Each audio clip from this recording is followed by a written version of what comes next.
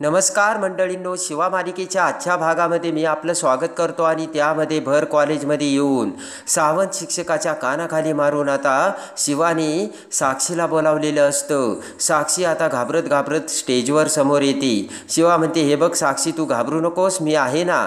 तेवढ्यात आता प्रिन्सिपल म्हणतात, काय चाललंय हे? अहो, हे कॉलेज आहे, कॉलेज. शिवा म्हणते, माहिती आहे ना मला, हे कॉलेज आहे आणि कॉलेज हे विद्येचं मंदिर असतं, हे देखील मला माहिती आहे. आणि विद्येमुळेच माणसं घडतात, हे देखील मला माहिती आहे. पण अशा माणसांमुळे ना हा सगळा पेशा खराब होईल, त्याचं काय? सावंत शिक्षक म्हणतो की तू काय बोलतेस हे? तुझा काहीतरी गैरसमज होतो. शिवा म्हणते, माझा गैरसमज? तू ओळखतोस का या मुलीला? तर सावंत शिक्षक म्हणतो, हो ओळखतो ना. आणि सावंत आता साक्षीकडे बघत म्हणतो, ओळखतो मी. आणि काय झालं बाळांनो? तेव्हा आता ते ऐकून शिवा पाहणा गँगला धक्का बसतो. हात करत आता शिवा म्हणते की किती हरामी आहेस रे तू. शिवा म्हणते की तू त्यांना बाळ असे म्हणतो आणि त्यांच्यासोबत तू काय केलं ते वाईट नाहीये का? बोट करत आता शिवा म्हणते की बऱ्या बोलाने कबूल करायचं नाही तर मला कबूल करून सुद्धा घेता येतं. आणि साक्षी आता रडत असते. शिवा म्हणते, बऱ्या बोलाने तू कबूल कर, नाही तर ह्या बोलणारच आहेत. आणि त्यानंतर आता साक्षीची समजूत घालून शिवा म्हणते, साक्षी, जर तू बोलली नाही ना तर येथील सगळ्या मुलींना त्रास होईल आणि मग यांना इतर मुलींची लचके तोडायची संधीच मिळेल. शिवा म्हणते, साक्षी, जर तू आज बोलली तर भविष्यात आता कितीतरी मुलींच्या किंकाळ्या ज्या येतील ना त्या थांबतील. साक्षीची आई म्हणते की साक्षी, आज तू घाबरू नको, आज तू बोलच, कारण शिवा आज तुझ्यासोबत आहे.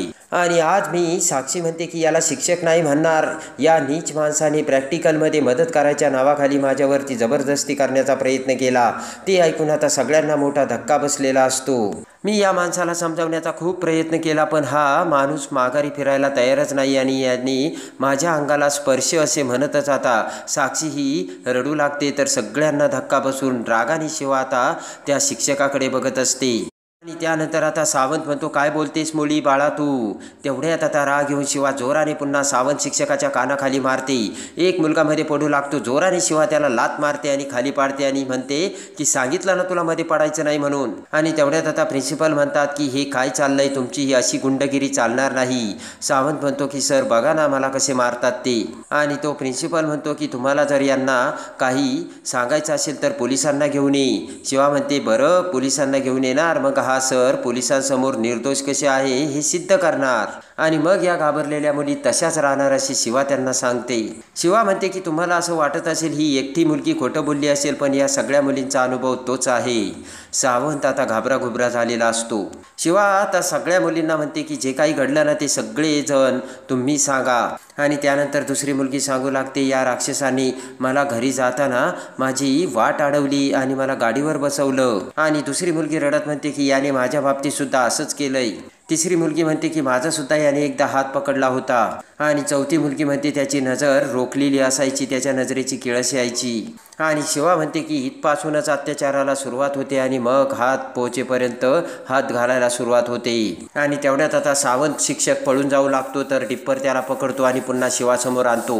शिवा त्याची कॉलर पकडते आणि म्हणते, शिक्षक आहे ना तू, मग असा कसा वागू शकतोस? आणि बाकीच्या मुलांना आता शिवा म्हणते, बघितलं का तुमचा शिक्षक कसा आहे आणि याच्याकडून तुम्ही प्रेरणा घेतात का? बाकीच्या शिक्षकांना हात जोडत आता शिवा म्हणते की तुम्ही मला माफ करा, मला हे असं वागायचं नव्हतं, कारण हे सुद्धा विद्येचं घर आहे. पण हा शिक्षक कसा वागतो याच जागेवरती हे बघताय ना आता तुम्ही. आणि आता प्रिन्सिपलला सुद्धा सगळं काही लक्षात आलेलं असतं. प्रिन्सिपल म्हणतो की मी माझी जबाबदारी नाकारत नाही, पण मला काही माहीत नव्हतं आणि त्याबद्दल मी तुमची माफी मागतो. प्रिन्सिपल म्हणतो, हा विषय आपण इथेच थांबूया, नाहक कॉलेजची बदनामी होईल. तर शिवा म्हणते, अजिबात नाही. विषय जर थांबवला तर फक्त दिवस ढकलला जातो आणि मग हे असले नराधम रस्त्यावरती, बसमध्ये, रेल्वेमध्ये हे असे कारस्थानं करतात. योग्य वेळी यांच्यावर कारवाई करून इथेच यांची नागी ठिचली पाहिजे असे शिवा बोलते. आणि त्यानंतर आता शिवा बाकीच्या मुलांना सांगते की हे बघा, हे असं घडतं म्हणून भीतीने शिक्षण बंद करून घरी बसायचं नाही. बाकीच्या मुलींना आता शिवा म्हणते, शिक्षण हा तुमचा अधिकार आहे आणि तो तुम्हाला मिळायलाच हवा, कळतंय का?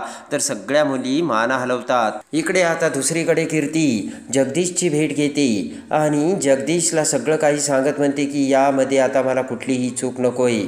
जगदीश म्हणतो की तुमचं सगळं काही काम अचूक होईल, पण माझंसुद्धा काम झालं पाहिजे ना. कीर्ती म्हणते की तुझंसुद्धा काम होईल आणि तुझ्या नावावरती घर होईल. जगदीश म्हणतो की मग तुमचंसुद्धा अगदी व्यवस्थित काम होईल, कारण जगदीश कधी चूक करतच नसतो. जगदीश म्हणतो की तुम्ही त्याची काही काळजीच करू नका मॅडम. माझ्या आईला चिमटे काढण्यापूर्वी तिच्या काळजाला एकदम टोचलं ना तर ती जावयाला घराच्या दरवाजासुद्धा आणते. त्यानंतर आता जगदीश म्हणतो की कीर्तीताई, पण माझं एक डाऊट आहे मोठा. कीर्ती म्हणते काय? तर जगदीश म्हणतो की नुसतं घराकडे बोट दाखवून घर माझं असं होत नाही ना, घराचे पेपर्स देखील माझ्याकडे यायला हवेत. कीर्ती म्हणते कुठेही ते पेपर. जगदीश म्हणतो की आई ते पेपर जीवाच्या पलीकडे जपते. तर आता कीर्ती म्हणते की त्याची काळजी तू काही करू नकोस. आणि कीर्ती म्हणते की मी जे सांगितलं ना तेवढंच लक्षात ठेव. तर जगदीश होकार देतो. आणि त्यानंतर आता इकडे शिवा सगळ्या मुलींना समजावून सांगत असते. त्या मुलीची म्हणजे साक्षीची आई म्हणते की शिवा, तू जसं उत्तर देते ना आणि तू जसं राहते ना तशी या मुली नाही राहू शकत. साक्षीची आई म्हणते की माझ्या मुलीला मी बसमधून पाठवायचे तरीसुद्धा तिच्याकडे वाईट नजरेने बघायचे. त्यानंतर माझ्या मुलीला मी रिक्षातून पाठवायचे, तिथेसुद्धा तीच गत.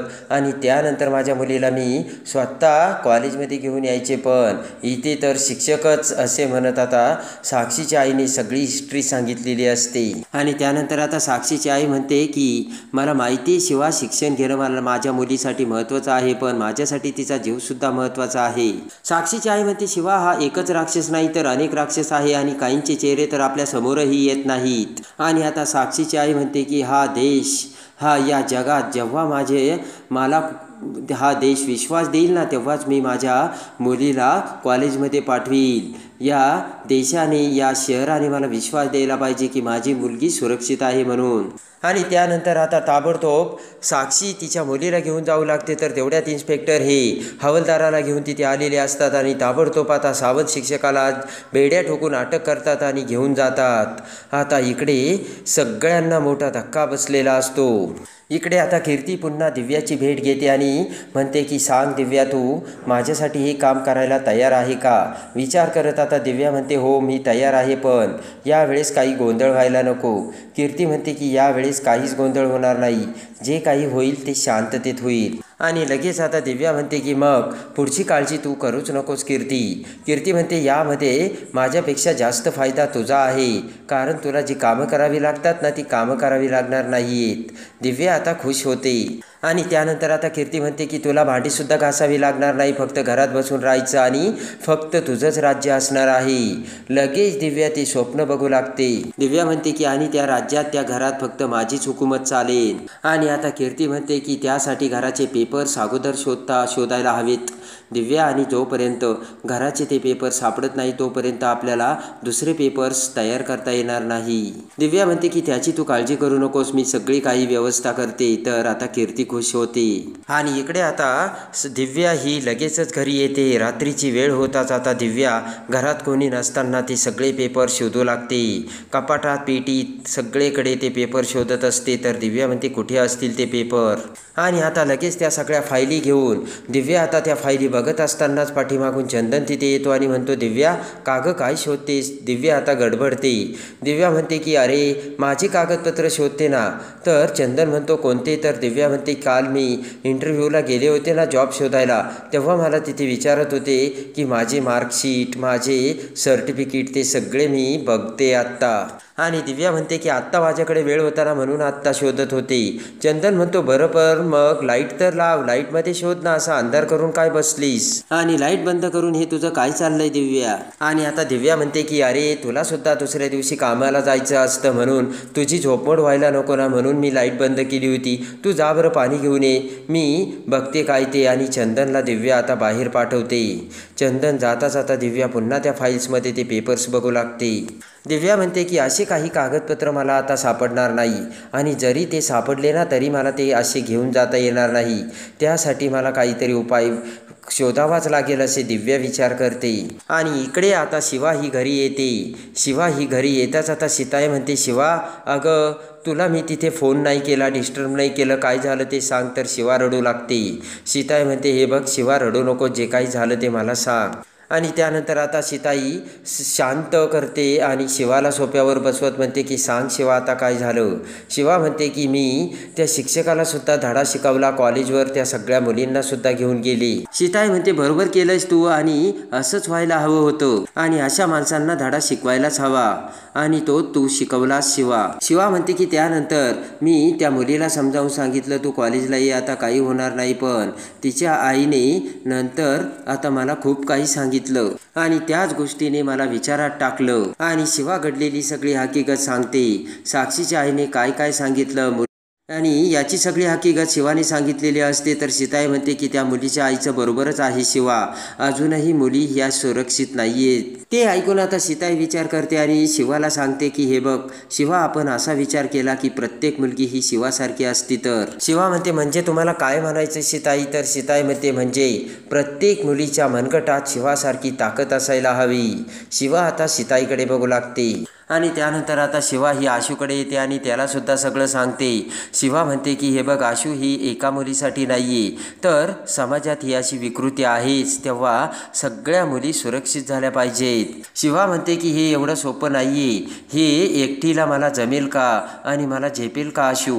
आशू आता शिवाला शांत करतो आणि म्हणतो हे बघ शिवा, माझ्या मनात जे काही चाललं ना ते थोडंसं वेगळं आहे आणि हे जे तू काही तुझ्या डोक्यात विचार चालू आहे तो योग्यच आहे आणि त्यासाठी फायदाच होणार आहे. शिवा म्हणते की आशू, तुला वाटतंय की मी भारी आहे पण असं काही नाहीये, मी एवढी भारी नाहीये. तेव्हा आता आशू म्हणतो की नाही शिवा, तू खरंच खूप भारी आहेस. आणि शिवा म्हणते की ही माझ्यासाठी खूप मोठी गोष्ट आहे, त्या मुलीच्या घरच्यांना समजवायचंय आणि त्या मुलीच्या घरच्यांना समजावून जागा बघायची, हे सगळं कुठे होणार कसं होणार याची मला काळजी वाटते अशी शिवा आता आशूला सांगते. आशू आता शिवाला हिंमत देतो आणि म्हणतो की शिवा सगळे होईल, तू काही काळजी करू नकोस आणि तू आता जो काही निर्णय घेतला ना त्या निर्णयावरती ठाम राहायचं, आता निर्णय बदलायचा नाही असे आशू शिवाला सांगतो. आणि हे जे तू काही पाऊल उचललं ना ते योग्यच आहे आणि आजच्या आधुनिक काळात हे गरजेचं आहे शिवा, असे आशू शिवाला समजावतो. आणि आता आशू म्हणतो की शिवा तू लढ, आम्ही तुझ्या पाठीशी आहे. तर शिवाला आशूने खऱ्या अर्थाने हिंमत दिलेली असते. तर इकडे आता दिव्याने अखेर आता वंदनाच्या घरातून ते घराचे पेपर्स काढलेले असतात आणि पटकन आता दिव्या ते पेपर्स घेऊन कीर्तीला देते. ते पेपर बघताच आता कीर्तीला खूप आनंद झालेला असतो आणि लगेच कीर्ती आता त्याचे डुप्लिकेट्स पेपर बनवून ते जगदीशला देते आणि त्याच वेळेस आता ते पेपर हातात येताच जगदीश आता वाऱ्याच्या वेगाने आता त्या घरी येतो आणि त्या घरातील आता कैलासचा फोटो फेकून देत आता जगदीश म्हणतो की खऱ्या अर्थाने मी झालो आता या घराचा मालक, मी घरात तर कैलास पाटील ढगात असे म्हणत तो फोटो फेकून देताच आता शिवा ही वाऱ्याच्या वेगाने पळत आता त्या घरासमोर येते. जगदीश दरवाजात उभा असतो तर शिवा जगदीशला म्हणते की मी शिवा कैलास पाटील जिवंत असताना हे होऊ देणार नाही, हे घर असेल ते फक्त कैलास पाटलाचेच. आणि असे म्हणत शिवाने जगदीशला भयानक सत्य सांगून आता शिवा जगदीशला कशी तिची लायकी दाखवून देते आणि पुन्हा घर कसे ताब्यात मिळवते हे बघण्यासाठी आणि शिवा मालिकेच्या डेली अपडेटसाठी बेल नोटिफिकेशनवर क्लिक करून आपल्या चॅनलला लाईक करा, सबस्क्राईब करा.